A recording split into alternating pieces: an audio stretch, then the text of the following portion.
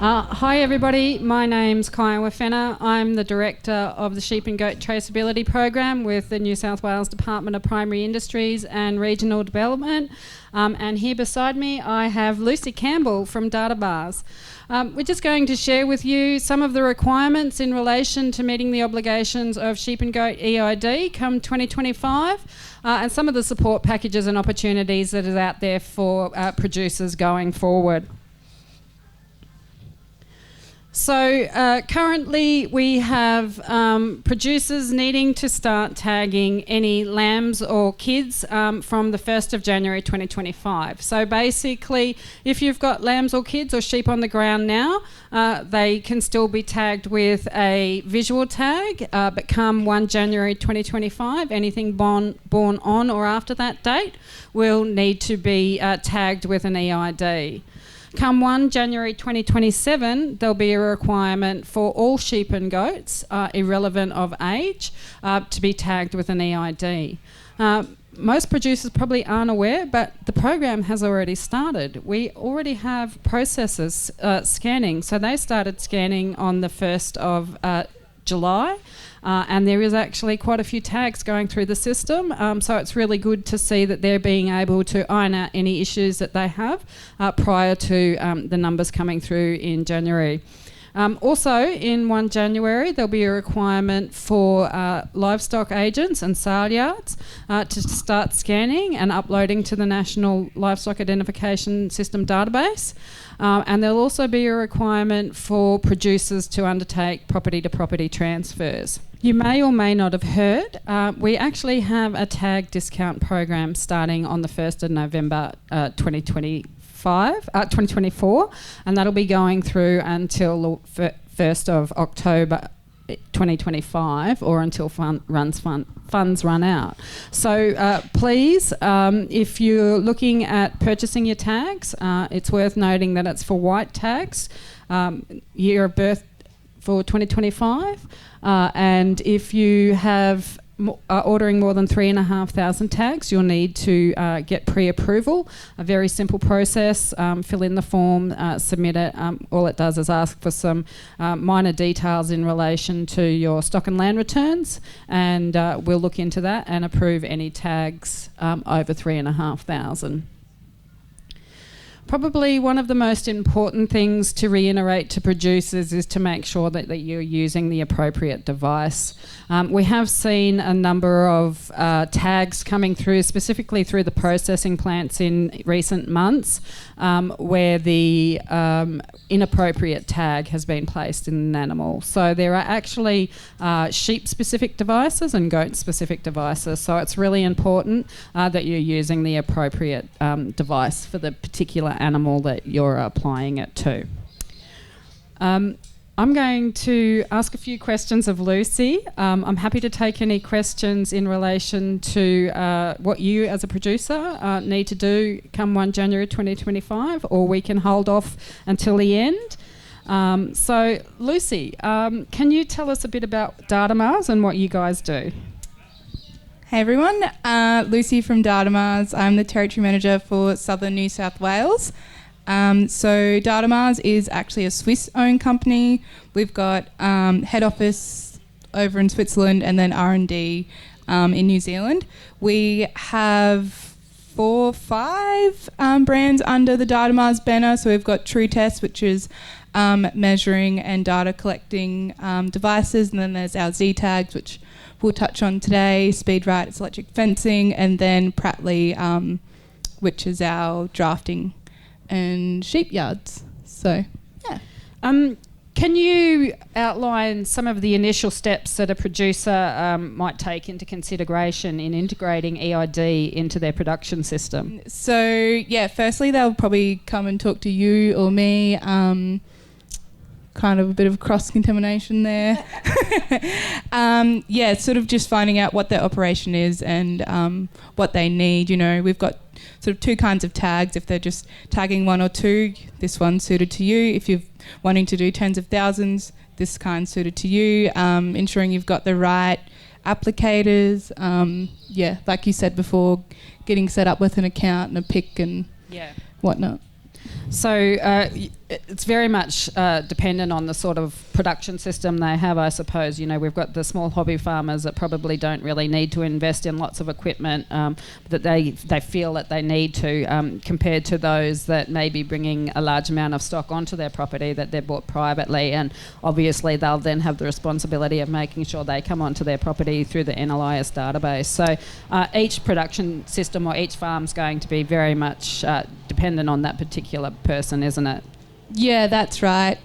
So my motto is just learn to swim first, dip your toes in the water, don't go hard and fast and think you need the best of everything. Sort of just have a chat to us, have a chat to the team here. You might only just need to start with a tag, or you might need the simple reader, or whatever. And as for transfers onto it's those receiving, is that right? Yeah. So it's the responsibility of the receiver. If they do a private transaction, obviously, if they're buying through a sale yard, then it's the responsibility of the agent to do that transfer for them. Or if they're selling to a processor, the processor will do those uploads for them. Yeah. How can EID help track individual animal performance and improve herd management decisions for a producer? EID is great because you can add data against that tag, so you can have weight, fertility, twins and singles for sheep producers, and then once you've got that information, you can track it over years and start to make smart choices with your business. You're not just going in blind and being like, oh, I think that one's all right. You're making precise decisions, informed decisions. Yeah, awesome. What are some of the key considerations for producers to help them to utilise the data? So are there software programs? Are there any specific tools that Data Mars have that are able to help producers to make those better decisions? We've got a few. We've got a phone app, DataLink, or we've got a free software that comes with all of our True Test products, which is very simple. Like, you don't have to, like I was saying before, you don't have to go hard and fast. But they're like in AgTech Alley. There's lots of opportunities if you want to use the third party guys. 100. That's a really good point. Actually, third parties. You don't really actually need to have the equipment. You can engage others to do the work on your behalf. But I know connectivity, especially in rural and regional New South Wales, is a big issue. So, one of the things we get said to us is, it's all well and good to have it on my phone and have an app. How does that work with your systems being out in the yards and the need for connectivity and being able to talk straight to the NLIS database? Do they need to be connected to the internet to be able to do those uploads? Or is there ways that, what's the best way for them to manage that data to get it to the database? Yep, so all our True Test products are run off Bluetooth. And then it'll Wi-Fi to your phone. Unfortunately, yes, you will need internet to then do the transfer online onto the NILS database, because that is via the internet. But you can still capture everything and hold it on our True Test devices. So if you had one take-home message for a producer that's never been involved or never used an EID, what would be your take-home message for them today in relation to adopting EID? It's not as scary as everyone's making it out to be, and getting some nods there. It's actually, once you understand and have a chat to the team here, it will be really beneficial for your business. You don't have to spend hundreds of thousands of dollars or thousands of dollars. You can just start with a tag and ensure that you're compliant and following the rules, and then you might want to take that next step. But thanks. And I suppose one of the important things to note in relation to the rules is there's actually only one rule that's changed or changing, and that's the type of the tag. So those that have been required to upload the data to the database previously, it's still the same person. The time frame in which to do the upload, it's still the same. The only thing that's changing is the type of the tag. So we're going from an individual mob-based tag to an actual EID tag. So really important to keep that in mind. And as Lucy said, it's really not that scary. There's plenty of support.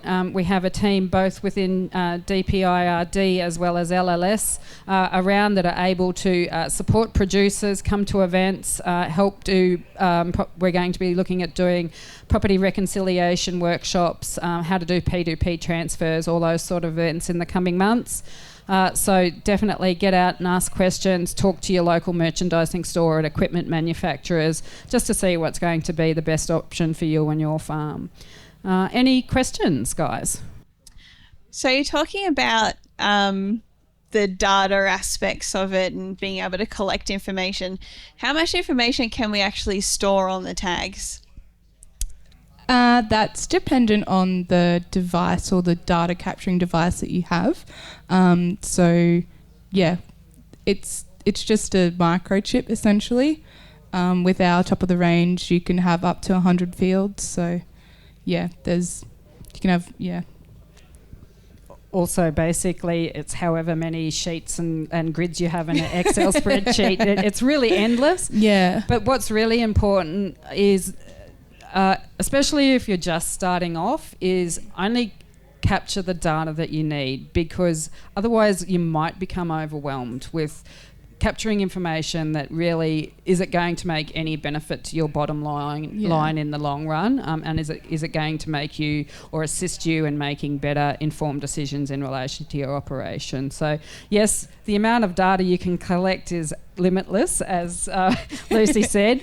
But you don't need to be capturing everything. Have a real good think about what it is that you're wanting to collect and how you're going to use that data and how that's going to benefit your enterprise. Yeah, in saying that, I will just touch on, like you said, just think about what you want. Don't go willy-nilly. You definitely just want to select the few important ones and start with that. Otherwise, you will get overwhelmed and then you kind of just put it on the back foot because it becomes too hard. It's in the too hard basket. So, yeah. I have a blue sky question for you guys. What are you excited about for the future? What do you think the next big thing for livestock producers is? For me, in relation to EID, I think we're in an environment or a consumer market where local provenance, I think, is going to become very, very prevalent. We've seen it with a lot of other, I suppose, commodities. So sheep, with pigs, pork, eggs, chooks.